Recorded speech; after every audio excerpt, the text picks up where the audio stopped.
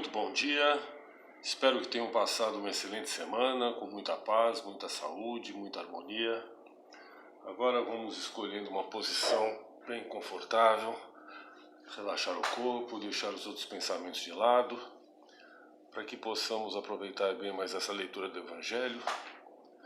Vamos chamando nossos guias, mentores, guardiões e a espiritualidade superior de luz, que possam nos acompanhar, para que tenhamos uma melhor assimilação de mais essa leitura. Que assim seja, graças a Deus. Capítulo 23. Estranha moral. Odiar os pais, abandonar pai, mãe e filhos, deixar aos mortos o cuidado de enterrar seus mortos, não vim trazer a paz, mas a divisão. Odiar os pais. Como nas suas pegadas caminhasse grande massa de povo, Jesus, voltando-se, disse-lhes: Se alguém vem a mim e não odeia seu pai e a sua mãe, a sua mulher e a seus filhos, a seus irmãos e irmãs, mesmo a sua própria vida, não pode ser meu discípulo. E quem quer que não carregue a sua cruz e me siga, não pode ser meu discípulo. Assim, aquele dentre vós que não renunciar a tudo o que tem, não pode ser meu discípulo. Lucas capítulo 14, versículos 25 a 27 e 33. Aquele que ama seu pai ou a sua mãe mais do que a mim, de mim não é digno. Aquele que ama seu filho ou a sua filha mais do que a mim, de mim não é digno. Mateus capítulo 10, versículos 10 a 37. Com certas palavras, aliás, muito raras, atribuídas ao Cristo, fazem tão singular contraste com o seu modo habitual de falar que, instintivamente se lhes repele o sentido literal, sem que a sublimidade da sua doutrina sofra qualquer dano. Escritas depois de sua morte, pois que nenhum dos evangelhos foi redigido enquanto ele viveu, lícito é acreditar-se que, em casos como este, o fundo de seu pensamento não foi bem expresso ou, o que não é menos provável, o sentido primitivo, passando de uma língua para outra, há de ter experimentado alguma alteração. Basta que um erro se haja cometido uma vez para que os copiadores o tenham repetido, como se dá frequentemente com relação aos fatos históricos.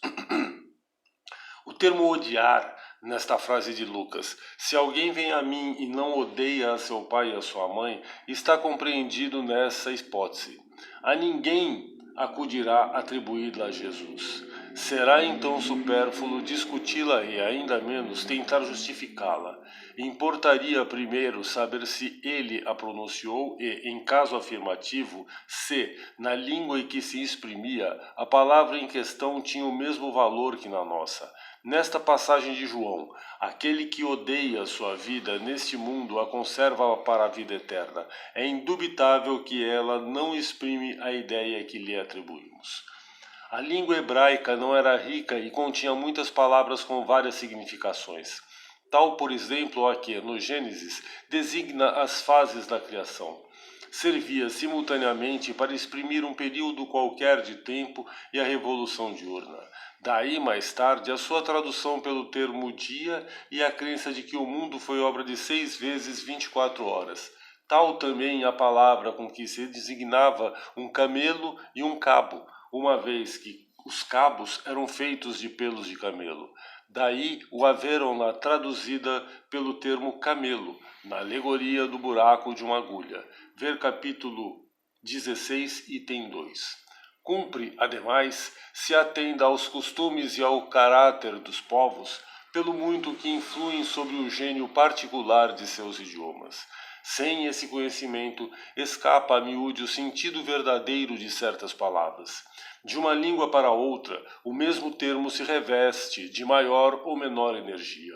Pode, numa, envolver injúria ou blasfêmia e carecer de importância noutra, conforme a ideia que suscite.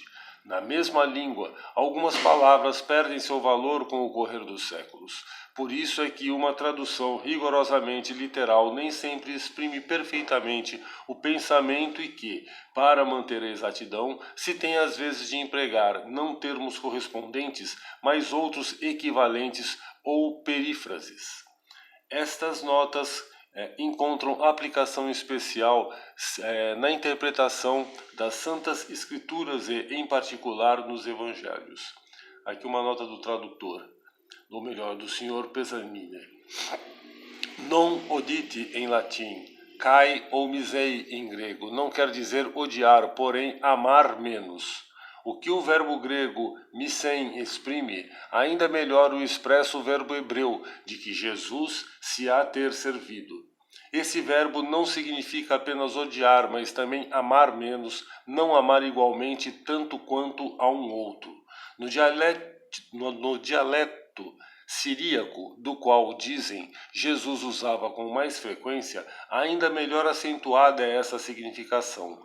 Nesse sentido é que o Gênesis 29, 30 e 31 diz: E Jacó amou também mais a Raquel do que a Lia, e Jeová, vendo que Lia era odiada.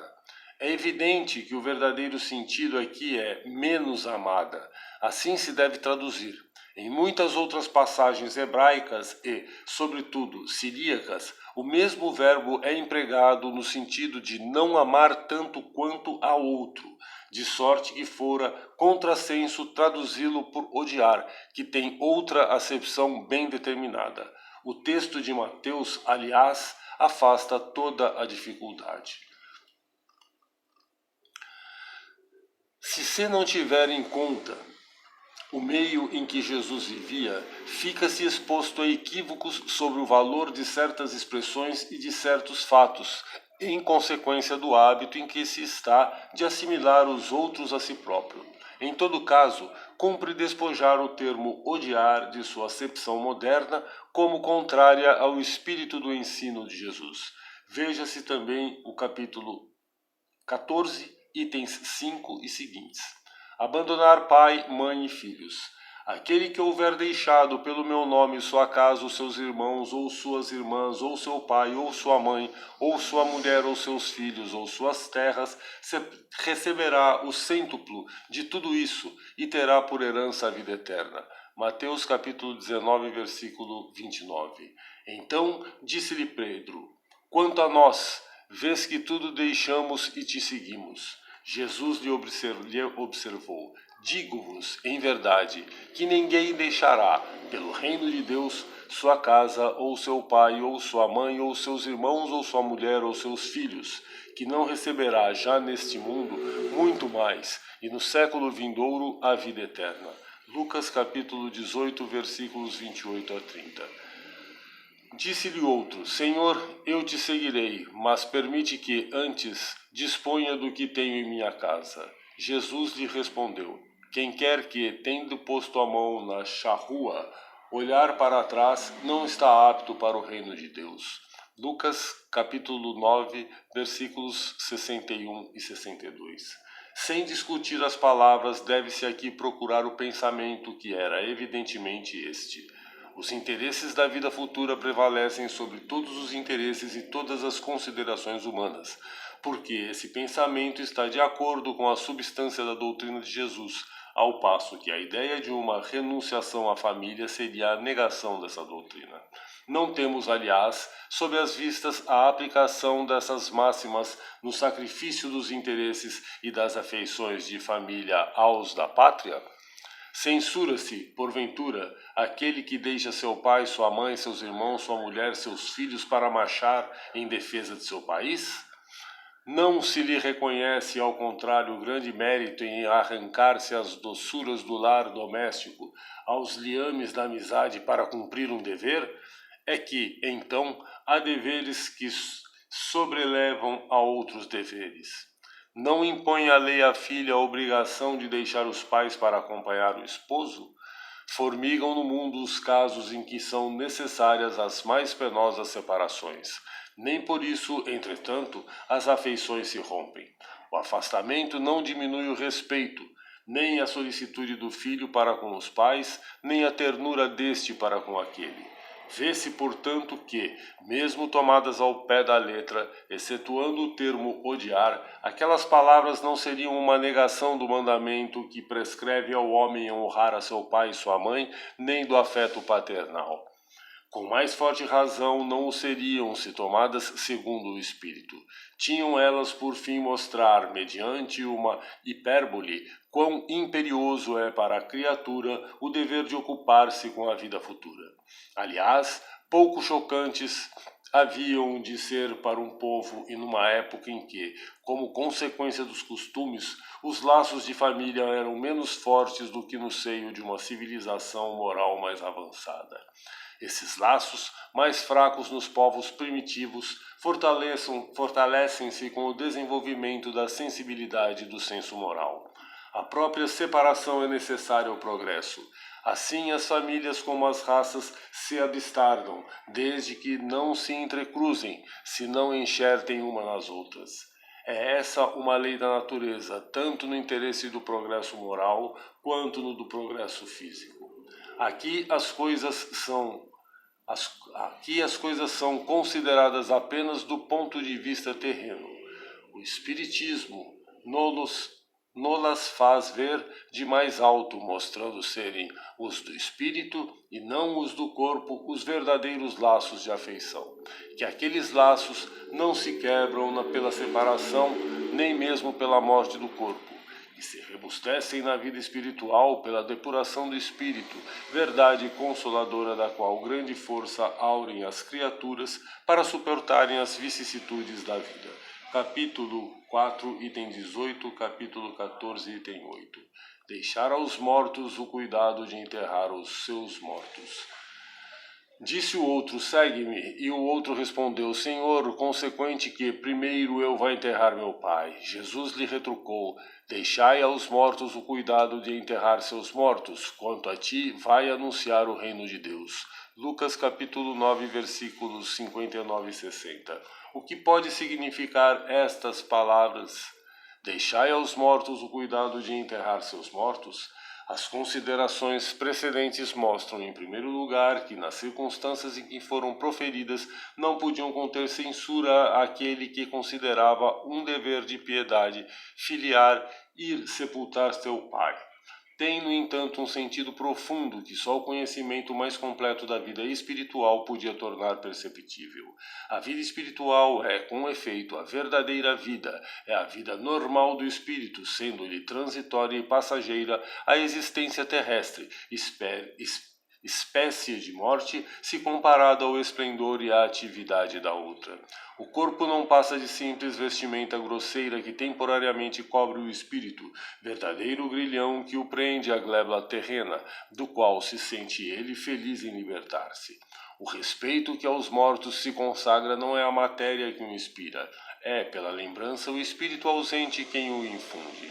Ele é análogo àquele que se vota aos objetos que lhe pertencem, que ele tocou e que as pessoas que lhe são afeiçoadas guardam como relíquias. Era isso o que aquele homem não podia por si mesmo compreender. Jesus lhe ensina dizendo, não te preocupes com o corpo, pensa antes no espírito. Vai ensinar o reino de Deus? Vai dizer aos homens que a pátria deles não é a terra, mas o céu, porquanto somente lá transcorre a verdadeira vida. Agradecemos mais esta oportunidade de leitura do Evangelho, onde podemos aprender e se colocarmos esse aprendizado em prática, quem sabe evoluímos mais um pouco. E agora vamos vibrar, lembrando que vibrar é desejar muito que algo aconteça, doando o que melhor temos em nossos corações. Por isso vibramos por nosso planeta, para que consigamos sair o quanto antes desta pandemia.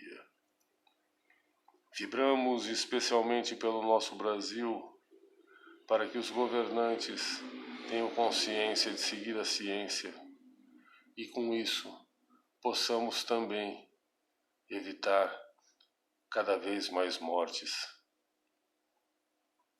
Vibramos por todas as pessoas que estão trabalhando na linha de frente, tentando salvar vidas e aquelas que também estão enterrando os corpos dos espíritos que passaram.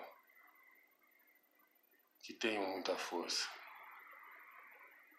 Vibramos por aqueles que escolheram trabalhar para educar o próximo, para curar o próximo e para cuidar do nosso planeta. Funções essas fundamentais para o bom andamento de nossas vidas. Vibramos pelas pessoas que estão encarceradas, para que de alguma maneira consigam pelo menos um vislumbre da luz divina e redicionem suas vidas. Vibramos por aquelas pessoas que estão em leito hospitalar ou em situação de rua para que tenham um alento. Aos órfãos um aconchego. Vibramos por todas as almas que desencarnaram, principalmente de forma violenta, abrupta ou prematura, para que dentro de seus merecimentos encontrem o caminho de luz.